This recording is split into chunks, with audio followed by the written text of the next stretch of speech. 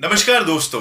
तो वैसे तो मेरा चैनल कोई मूवी रिव्यू या सीरीज रिव्यू करने वाला चैनल नहीं है, लेकिन जब भी लेफ्टिस्ट, लिबरल और वामपंथी लोग सीरीज और मूवीज के थ्रू हमारे यंगस्टर्स के ओपिनियन को शेप करने की कोशिश करते हैं, अपना लेफ्टिस्ट प्रोपेगेंडा और हिंदू फोबिक प्रोपेगेंडा फैलाकर, तो उस सीरीज के बारे में बात करना लाजमी हो जाता है।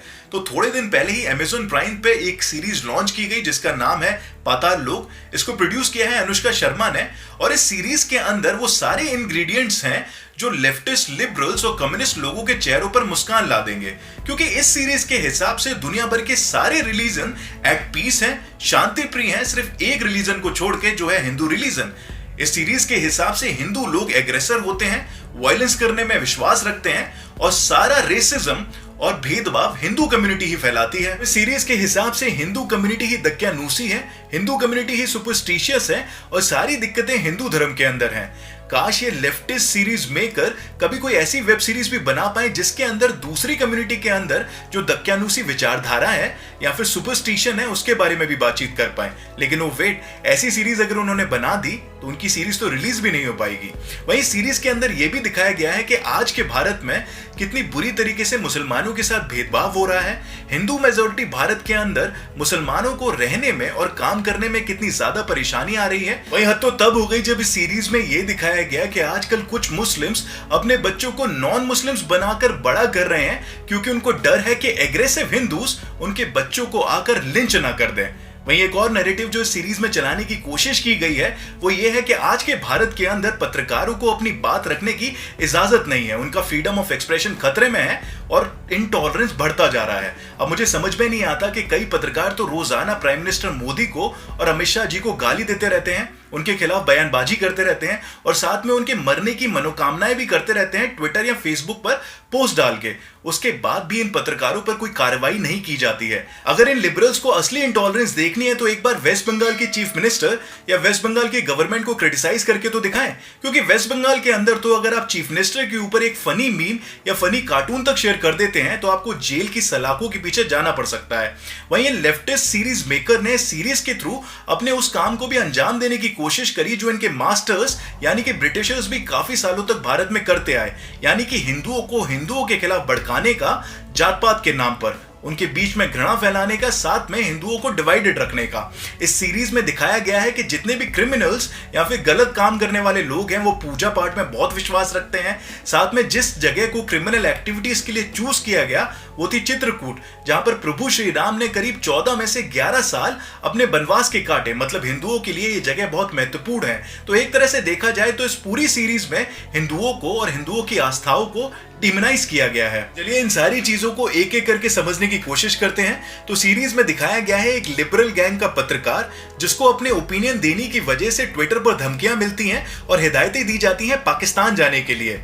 काश इस सीरीज में यह भी दिखाया गया होता कि ये वही लिबरल गैंग के पत्रकार हैं जो कश्मीर में आतंकवादियों के लिए सिंपैथी जनरेट करते हैं, उनको हेडमास्टर का बेटा बताकर या मैथ का टीचर बताकर। इनमें से कई लिबरल पत्रकार तो ऐसे हैं जो कश्मीर टेररिस्टों को टेररिस्ट नहीं बोलते हैं बल्कि एलिस्ड टेररिस्ट या फिर मिलिटेंट बोलते हैं। इनमें से कई पत्रकार ऐसे हैं जो हमेशा भारत और पाकिस्तान के बीच में संबंध अच्छे करने के लिए आर्टिस्टों को पाकिस्तान से भारत आने की पैरवी करते हैं। ये वही आर्टिस्ट हैं जब पुलवामा में भारत पे अटैक हुआ था पाकिस्तान की तरफ से, जिसमें 40 हमारे जवान शहीद हो गए थे। तो ये आर्टिस्ट जो भारत में काम करते हैं, उनको वहां से पैसा कमाते हैं और उनको प्यार भी मिलता है। इनमें से किसी एक ने भी एक सिंपैथेटिक पोस्ट नहीं डाला था अपने ट्विटर या फेसबुक पर भारतीय जवानों के लिए। वहीं इनमें से कई लिबरल्स तो ऐसे हैं जो इमरान खान को स्टेट्समैन मानते हैं और उसकी तारीफ करते हुए नहीं थकते हैं। इनमें से कई लिबरल्स की तो पाकिस्तान में बैठा हुआ आतंकवादी हाफिज सईद भी तारीफ करता है और उनको सर्टिफिकेट देता है कि ऐसे पत्रकार भारत के अंदर असली पत्रकार हैं, यही भारत की असली स्टोरी बताते हैं। तो जब पाकिस्तान में बैठा हुआ आतंकवादी आपको सर्टिफिकेट देगा तो लोग तो आपको जरूर बोलेंगे पाकिस्तान जाने के लिए। दूसरी चीज जिसमें इस सीरीज में फोकस किया गया है वो है मुसलमानों के खिलाफ भेदभाव का। इसमें दिखाया गया है कि मुसलमानों के साथ बहुत ज्यादा भेदभाव होता है भारत के अंदर। इस सीरीज में एक मुस्लिम पुलिस ऑफिसर है जो हिंदू पुलिस ऑफिसर्स के साथ काम करता है, लेकिन ये हिंदू पुलिस ऑफिसर्स इस मुस्लिम पुलिस ऑफिसर के साथ भेदभाव भी करते हैं और उसके पीछे उसके रिलीजन का भी मजाक उड़ाते हैं और कुछ कम्युनल स्लैंग्स भी मारते हैं। मतलब एक तरह से दिखाया गया है कि मुस्लिम लोगों का हिंदू लोगों के बीच में काम करना कितना मुश्किल है। साथ में ये मुस्लिम ऑफिसर जब अपने मॉक इंटरव्यू के लिए प्रिपरेशन कर रहा होता है तो ये बताता है कि मुस्लिम भारत के अंदर थ्रेटेंड फील करते हैं और कई सालों से ये फिनोमेना चला हुआ आ रहा है जब मुसलमानों को थ्रेटेंड फील कराया जा रहा है भारत के अंदर। मतलब एक तरह से हिंदू ही सारी प्रॉब्लम्स की जड़ है और हिंदुओं के साथ रहना बहुत मुश्किल है। काश कोई लिबरल कभी ये भी बताए कि कुछ साल पहले ही भारत के अंदर ट्रिपल तलाक लॉ पास किया गया है जिसका मकसद है मुस्लिम विमेंस को इक्वल राइट्स प्रोवाइड करना और साथ में उनको एम्पावर्ड करना। साथ में शायद ये लिबरल्स कभी ये भी बताएं कि 2014 से 2019 के बीच में करीब 2.37 करोड़ मुस्लिम स्टूडेंट्स को स्कॉलरशिप प्रोवाइड की गई है जिसका आंकड़ा 2019 में बढ़कर 5 करोड़ कर दिया गया है। काश ये लिबरल्स कभी ये भी बताएं कि बहुत सारे जो मदरसा के टीचर्स हैं उनको साइंस, मैथमेटिक्स, कंप्यूटर साइंस की टीचिंग दी जा रही है जिससे वो अपने बच्चों को ये सारे सब्जेक्ट्स पढ़ा पाए और उनके बच्चे भी मेन स्ट्रीम में शामिल हो पाए। ऐसे कई मदरसा को कंप्यूटराइज भी किया जा रहा है। वहीं जरा सोच के देखिए, एक ऐसी कंट्री जहां पर मेजोरिटी से संबंध रखने वाले दो साधुओं को रात में 100 से ज्यादा लोग लिंच कर देते हैं और इस खबर को दिखाने में मेन स्ट्रीम मीडिया को 2 से लेकर 3 दिन लग जाते हैं।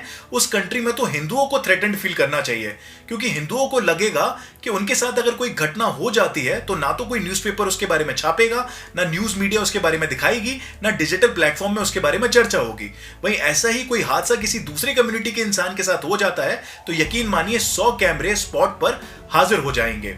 वहीं हिंदुस्तान एक ऐसा देश है जहां पर आधे से ज्यादा स्टैंड अप कॉमेडियंस ने अपनी दुकानें हिंदू धर्म को, हिंदू तौर तरीकों को, हिंदू भगवानों का मजाक उड़ाकर चलाई हैं।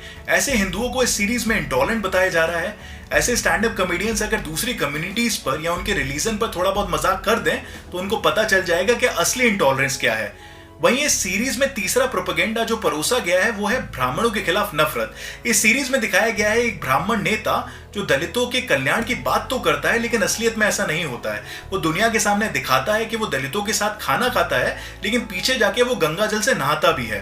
तो ये सब चीजें दिखाकर हिंदुओं को हिंदुओं के खिलाफ भड़काया गया है, जात पात का इस्तेमाल करके जहर घोला गया है। भले ही सीरीज में कुछ भी दिखाया गया हो लेकिन अगर हिंदुस्तान के अंदर सबसे ज्यादा कोई एंटी दलित है तो वो है ये लेफ्टिस्ट और लिबरल लोग। आप लोगों को आर्टिकल 370 याद होगा। आर्टिकल 370 का कश्मीर से हटने पर इन लेफ्टिस्ट लिबरल लोगों ने बहुत ज्यादा विरोध किया था। आर्टिकल 370 की वजह से कश्मीर के अंदर अगर किसी एक समुदाय को सबसे ज्यादा भेदभाव झेलना पड़ा था तो वो थे ये दलित भले ही कश्मीर के अंदर 35 से 40 साल से रह रहे थे लेकिन ना तो उनको कश्मीर की सिटीजनशिप मिल पाई, ना उनके बच्चों को स्कॉलरशिप मिल पाती थी, ना जो सोशल बेनिफिट स्कीम थी उसका उनको कोई फायदा मिल पाता था। आर्टिकल 370 के हटने के बाद ना सिर्फ दलित लोगों को समान अधिकार मिले कश्मीर के अंदर बल्कि उनके बच्चों का भविष्य भी उज्जवल हुआ क्योंकि अब उनके बच्चों को स्कॉलरशिप भी मिल पाएगा और जो सोशल बेनिफिट स्कीम है जिसका फायदा बाकी की जनता उठाती थी कश्मीर के अंदर उसके भी फायदे अब उनको मिल पाएंगे।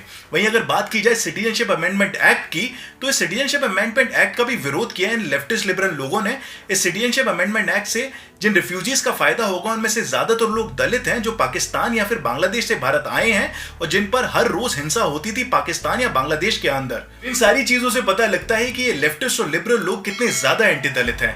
वहीं अगर इस सीरीज के एक और सीन की बात की जाए जो हिंदू फोबिया फैलाता है तो इस सीन में दिखाया जाता है कि एक हिंदू परिवार और मुस्लिम परिवार आमने सामने बैठे हुए हैं ट्रेन के अंदर।